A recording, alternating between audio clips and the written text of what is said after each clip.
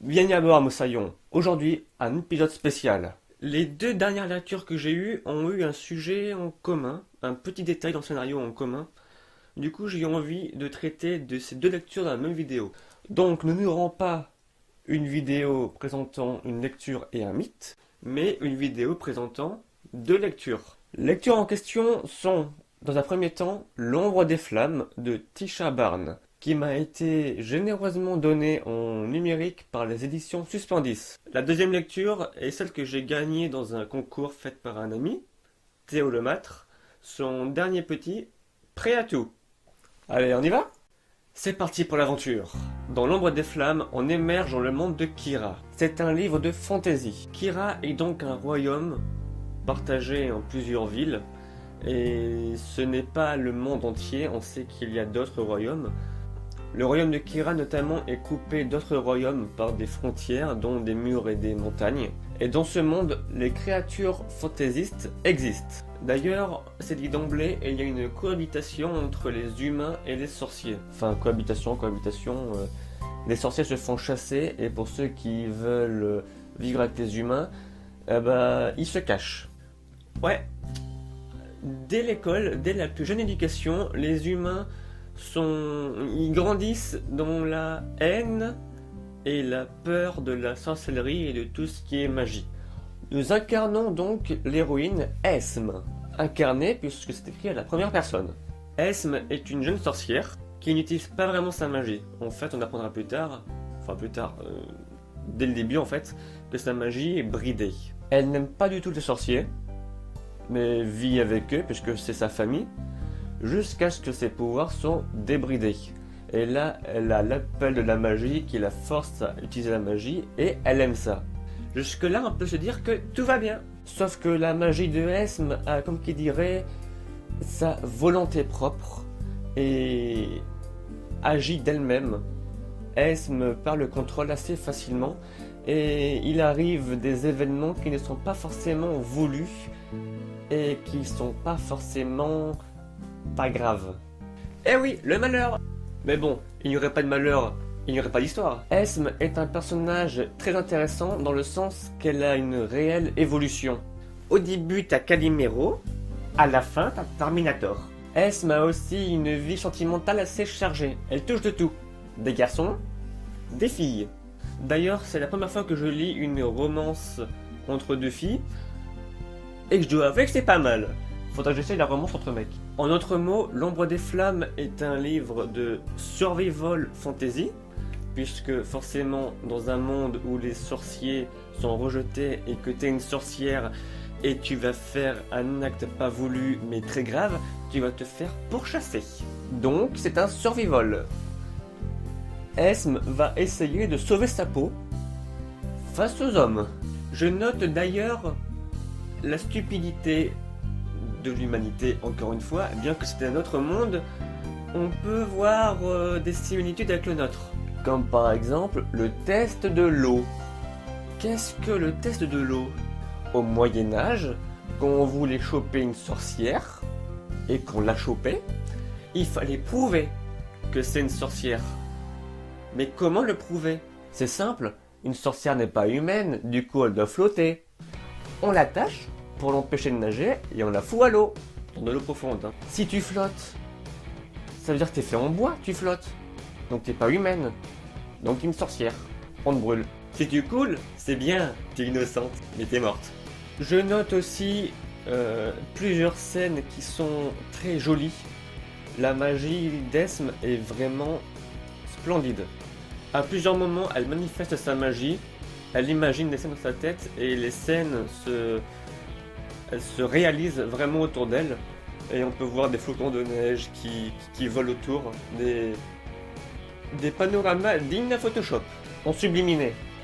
Niveau mise en page, il y a un saut de ligne entre tous les paragraphes et tous les dialogues. D'ailleurs, les dialogues sont faits à la manière d'une liste. C'est-à-dire que tu as le tiret et le dialogue, en deux blocs distincts. Et quand tu vas à la ligne d'en dessous, eh bien, le dialogue, il va pas en dessous du tiret. Et il va pas en dessous de l'alinéa. Le dialogue, il reste là. Et ça aide les personnes malvoyantes à savoir quand on change de personne dans le dialogue. Le début est un peu difficile, on a du mal à s'intégrer au monde. Mais une fois que c'est fait, ça passe vite et comme sur des roulettes. C'est un livre que je conseille. Et en plus, il fait réfléchir. Il dénonce plusieurs préjugés et surtout de la violence gratuite et inutile. Maintenant, je vais passer à ma deuxième lecture, Préato de Théo Lemâtre. Alors, Théo est un ami. On se fait souvent nos textes, bien que lui, il n'a pas encore dû lire les miens, je crois. Mais pour ma part, j'ai lu plusieurs de ses textes. La première chronique vidéo que j'ai faite était sur la malédiction du Vatican qu'il a écrit. Mais j'ai aussi lu Les Mains Blanches, Le complot de Tchernobyl, 424 de genre humain, quelques nouvelles qu'il a écrites, et puis j'ai la bêta lecture de la Zone Rouge. Et forcément, j'ai aussi lu Prêt à tout. C'est un virement de cap, on va dire à 90 degrés. Théo est un auteur de thriller. Il me semble même que son genre préféré, c'est la fantasy. Et là, il nous offre une comédie romantique. Parfois un brin érotique. Mais surtout, de façon décalée. C'est un point de l'histoire que j'ai totalement adoré dans l'écriture et que j'ai trouvé assez croustillant, dans le sens que l'auteur montre qu'il n'imagine pas l'histoire, mais qu'il ne fait que la suivre avec nous. Et au beau milieu d'un pavé, il commente lui-même sa propre histoire et les actions de ses personnages. Ça donne un côté humoristique que j'ai adoré. Parfois même, l'auteur s'adresse directement à ses lecteurs. Il parle même de lui à la troisième personne, comme s'il était absent. Comme si j'étais une autre entité du livre qui nous parlait directement. Petite dédicace au pain au chocolat. Et seul Théo pourra comprendre au petit nain au chocolat. Que raconte donc l'histoire? On suit Priya, qui est une jeune fille qui enchaîne les mecs. Elle essaye de trouver le grand amour qui ne vient pas. Elle attend derrière la porte, mais le grand amour ne vient pas toquer. Elle l'attend de pied ferme. En même temps, elle est au chômage et elle cherche un boulot. Et il se trouve que tout lui tombe dessus en même temps. Le job et l'amour. Ça serait pas une comédie romantique sinon. Elle retrouve son amour d'enfance, du collège, Valentin. En même temps, elle est prise dans la société Winslow et compagnie. Et son patron la drague. Vous l'aurez vite compris, on arrive dans un triangle amoureux entre Valentin, son amour d'enfance, et Wendell, son patron. Les deux sont totalement différents, ils ont leur propre personnalité, ils ont leurs défauts, ils ont leurs qualités. Et Priya est totalement déchirée entre les deux, elle ne sait pas lequel choisir. Ça, c'est pour le résumer de façon vulgaire. Il y a plein de moments où Priya se sent mal, notamment dans ses histoires personnelles, que dans ses histoires familiales. Elle a une très mauvaise relation avec sa mère, et notamment avec son ex. Elle a donc besoin de se confier à un ami. Gabriel, alias Chérub, un homme homosexuel. J'ai beaucoup aimé ce personnage, dans le sens qu'il est vraiment gentil, c'est un vrai ami avec Priya, bien que parfois il dépasse un peu les bornes, ça c'est l'alcool. Et il joue vraiment le rôle d'ange gardien. C'est lui qui ramasse Priya à la petite cuillère dès qu'elle a un chagrin. Et il habite à côté d'une vieille dame homophobe qui n'arrête pas de l'insulter. J'en reparlerai plus tard dans la vidéo.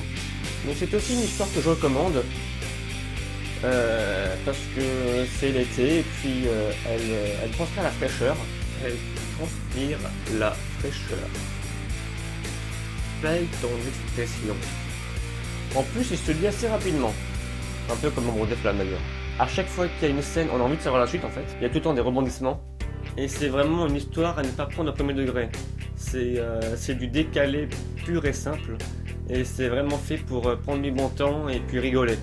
Pour terminer la vidéo, je vais faire une petite parenthèse sur un point que j'ai trouvé en commun entre les deux livres, le point de l'amour.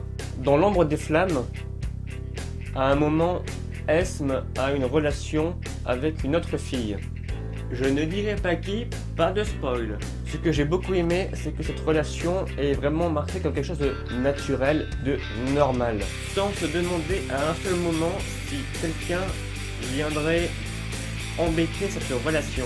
Dans Prêt à tout, il y a le personnage de Gabriel, Chérub, appelez-le comme vous voulez, qui est homosexuel, qui le vit très bien, avec humour d'ailleurs, et qui doit supporter des injures de sa voisine, qui est homophobe. Je vais donc parler d'homosexualité. En quoi ça vous dérange? Non, sérieusement, pour tous ceux qui ont des propos homophobes, en quoi ça vous dérange? Qu'est-ce que vous en avez à foutre que deux hommes ou deux femmes sortent ensemble, sérieusement? Vous êtes dans leur vie? Dans leur petite boule d'amour? Non? Ben, dégage! On est bien d'accord que l'amour, c'est beau. Sans haine. Qu'importe avec qui. Qu'importe de quelle patrie. Love.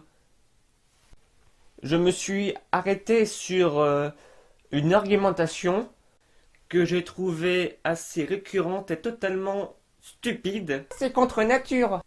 Sérieusement? C'est contre nature. T'as rien de mieux à dire. Réfléchissons un moment. La nature, c'est quoi? La nature, c'est ce que nous, humains, qualifions de sauvage. Les arbres, les animaux, les forêts, les montagnes, les parcs naturels, tout ce qui n'a pas été retouché par homme et qui est de la culture. Vous apprendrez d'ailleurs qu'en philosophie, les termes de nature et de culture sont opposés. Alors, l'homosexualité est contre nature et les voitures sont contre nature, les immeubles sont contre nature, le plastique est contre nature, ce vêtement tissé est contre nature, ce mur, cette caméra, c'est contre nature. Ça n'a pas été fait par nature, ça a été fait par l'homme. L'amour, c'est un sentiment humain. L'homosexualité n'est pas une maladie. L'hétérosexualité non plus. Encore moins la bisexualité et la pansexualité. Ou tout ce que tu veux, la robosexualité. Donc arrêtez vos conneries. Pourquoi faire de la méchanceté gratuite? Faisons l'amour, pas la guerre. Et je ferme donc cette parenthèse. Je vais m'atteler à ma prochaine lecture. Et j'espère pouvoir sortir la prochaine vidéo assez rapidement. Je vous dis donc à la prochaine fois.